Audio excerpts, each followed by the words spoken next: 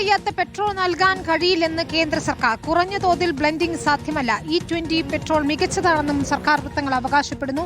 YS അഭിനന്ദാണ് ചേരുന്നത്. അഭിനന്ദ്, എന്താണിപ്പോൾ വിവാദം കനക്കുമ്പോൾ, വാദപ്രതിവാദങ്ങൾ കൊഴുക്കുമ്പോൾ petroleum മന്ത്രാലയത്തിന്റെ ഒരു നിലപാട്?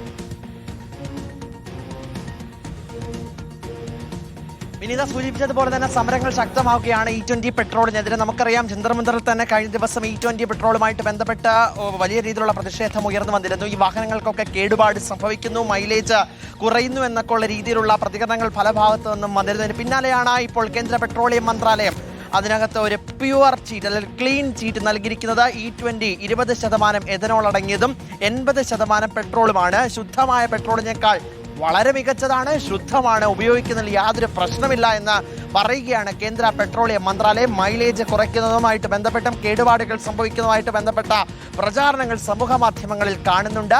അത് 3 മുതൽ 5% മാത്രമാണ് ശരിയെന്നും മറ്റൊരു തരത്തിലുള്ള പ്രശ്നമില്ല എന്ന് വ്യക്തമാക്കുകയാണ് എന്തായാലും കേന്ദ്ര പെട്രോളിയം മന്ത്രാലയം. E20 പെട്രോളിൽ നിന്ന് മടങ്ങിപ്പോകൽ സാധ്യമല്ല. E10 പെട്രോളൊക്കെ ഉപയോഗിക്കാൻ, പക്ഷേ അത് വിതരണം ചെയ്യുന്നതിനകത്ത് ചില തടസ്സങ്ങൾ നിലനിൽക്കുന്നുണ്ടെന്നും കേന്ദ്ര സർക്കാർ പറയുകയാണ്. E20 പെട്രോൾ മികച്ചതെന്ന് ആവർത്തിക്കുകയാണ് കേന്ദ്ര സർക്കാർ. തൊട്ടപ്പുറത്ത് പ്രതിഷേധവുമായി കൂടുതൽ ആളുകൾ രംഗത്തെത്തുന്നു. സമൂഹ മാധ്യമങ്ങളിൽ ദൃശ്യങ്ങളടക്കം പ്രചരിപ്പിക്കുന്ന ഘട്ടത്തിലാണ് കേന്ദ്ര പെട്രോളിയം മന്ത്രാലയത്തിന്റെ പ്രതികരണം വന്നിരിക്കുന്നത്. വിനീത, ശരി, YS അഭിനന്ദാണ് വിശദാംശങ്ങൾ നൽകിയത്.